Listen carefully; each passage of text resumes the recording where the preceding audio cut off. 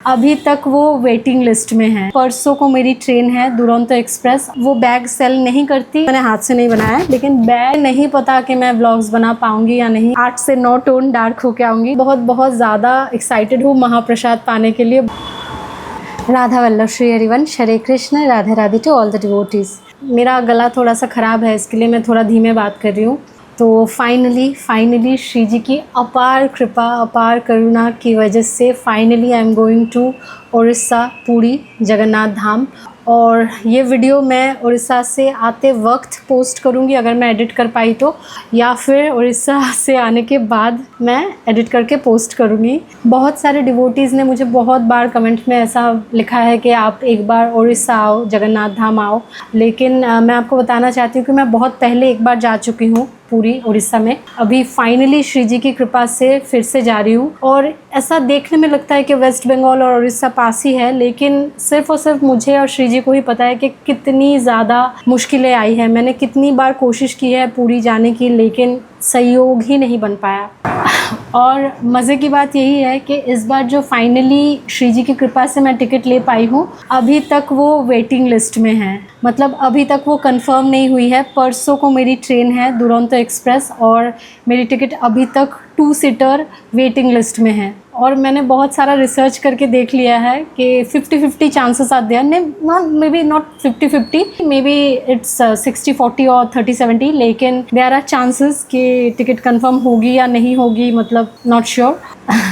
लेकिन ठीक है, मैं ज़्यादा चिंता इसीलिए नहीं कर रही हूँ क्योंकि अगर सहयोग बन गया है जाने का श्री जी की कृपा से, तो वही सारी व्यवस्था करेंगी। किसी ना किसी तरीके से मैं पहुँच जाऊँगी जगन्नाथपुरी, और आने की टिकट मेरी कंफर्म है, तो उसमें कुछ प्रॉब्लम नहीं है। और हाँ, पिछले आई थिंक 10 दिन से मैं कुछ बना रही थी मेरे श्री जी और लालजू के ट्रैवल करने के लिए। जैसे आपने देखा ना, पहले मेरी सखी ने मेरे रिक्वेस्ट पे उन्होंने एक बैग बना के दिया था, ट्रैवल बैग, मेरे लालजू और श्री जी के लिए। और स्पेशली मैं उन सबको बताना चाहती हूँ जिन्होंने बताया कि ऑर्डर कैसे करना है बैग। मेरी सखी ना तो ये बैग बना के मतलब ऐसा सेल वगैरह वो कुछ नहीं करती, सिर्फ और सिर्फ मेरे लिए ही उन्होंने वो बैग बनाया था। मेरी रिक्वेस्ट पे श्री जी की कृपा से वो बैग उन्होंने मतलब सेवा के तौर पे बनाया था। उन्होंने कुछ पैसे भी नहीं लिए, कुछ नहीं। तो इसकी वजह से वो बैग सेल नहीं करती, और मैंने जो बनाया है मैं भी इन बैग्स को सेल नहीं करती। ये बस मैंने अपने लालजू और श्री जी के लिए बनाया है। पता नहीं कैमरे में कितना दिखेगा, लेकिन मैं दिखाती हूँ।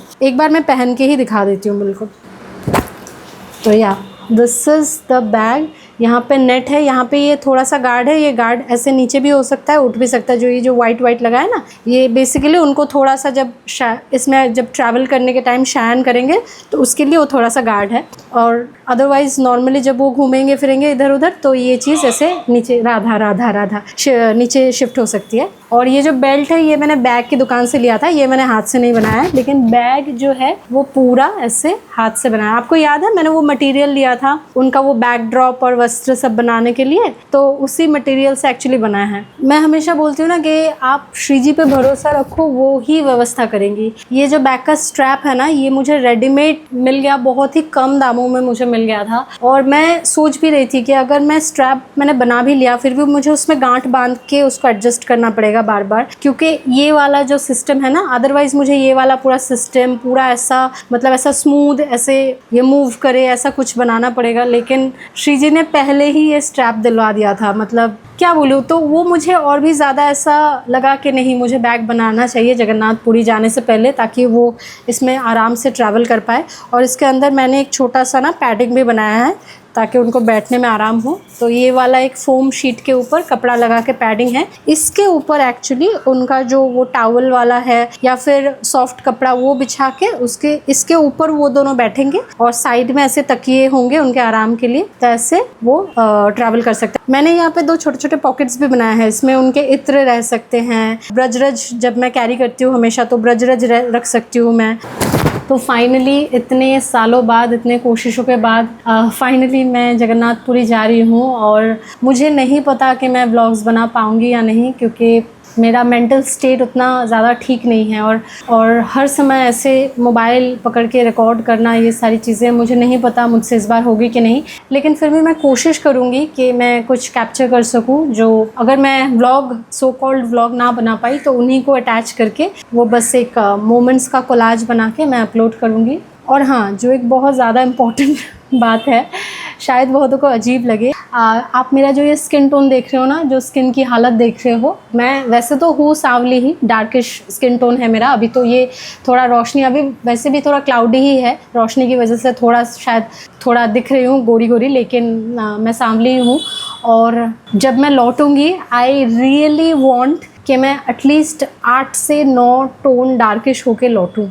ये जब भी मैं ट्रैवल करती हूँ कहीं पे, ये चीज़ें मुझे अच्छी लगती है कि जब मुझे सनबर्न हो जाता है, ट्रैकिंग के लिए जाती हूँ तो स्किन ऐसे उखड़ने लगती है ना, तो वो चीज़ें, फिर जैसे मान लो अगर आप कोई स्पोर्ट्स कर रहे हो तो वहाँ पे आपको चोटें लग रही हैं, फिर ऐसे अगर आप सी बीच के आसपास जा रहे हो, आपका स्किन टैन हो रहा है नेचुरली, तो ये चीज़ें मुझे अच्छी लगती है। मुझे लगता है ये मेरा सोवेनियर है ट्रैवल का। तो जो चीज़ें मैं पैसों से नहीं खरीद पाती, इनको नेचुरली जो ये आते हैं तो मुझे अच्छी लगती है।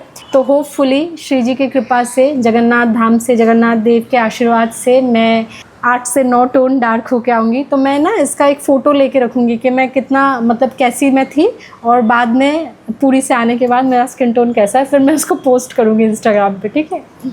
और as I have mentioned before, I am not sure if I am going to make a proper vlog, क्योंकि मेरी इस समय मानसिक स्थिति नहीं है, शारीरिक स्थिति भी नहीं है। मेरी तबीयत बहुत ज़्यादा अप एंड डाउन चल रही है। तो उसकी वजह से अगर मैंने कुछ रिकॉर्ड किया, फ़ोटोज़ तो शायद लूँगी ही, लेकिन अगर मैंने कुछ रिकॉर्ड किया लेकिन प्रॉपर व्लॉग नहीं बना पाई, तो मैं उन्हीं मोमेंट्स को कोलाज करके वो अपलोड करूँगी। और मैं बहुत बहुत बहुत ज़्यादा एक्साइटेड हूँ महाप्रसाद पाने के लिए, बहुत ज़्यादा एक्साइटेड हूँ। मैं उतना खा नहीं पाती, लेकिन जितना भी लूँगी, मतलब मेरे सफिशिएंट क्वांटिटी में ही लूँगी, एकदम पेट भर के खाऊँगी। और मेरा वेट बहुत कम हो रहा है, मेरा वेट बार बार ना 50 किलो के आसपास चला जा रहा है। तो आई विल बी ट्राइंग कि सिर्फ डार्कर स्किन टोन ही नहीं, मेरा वेट भी थोड़ा सा बढ़े, क्योंकि जब मैंने बचपन में बहुत बार ऐसा सुना भी है, बंगालियों में ऐसा बोलते हुए कि तुम्हें चेंज में जाने की ज़रूरत है, अगर तबीयत कंटिन्यूसली ख़राब हो रही है तो चेंज पे जाने की ज़रूरत है। And that would be Dipuda always. Dipuda means Digha, Puri, Darjeeling, बंगालियों का Dipuda. Bengali will understand what am I saying. और I am going to Puri, let's see if that can change my weight also. मतलब स्किन टोन तो चेंज होगी ही, वेट भी चेंज हो जाए तो बहुत अच्छा है, मतलब बढ़े थोड़ा सा वेट, क्योंकि बहुत ज़्यादा घट रहा है वेट कंटिन्यूसली। तो या राधा वल्लभ श्री हरिवंश, हरे कृष्ण, राधे राधे।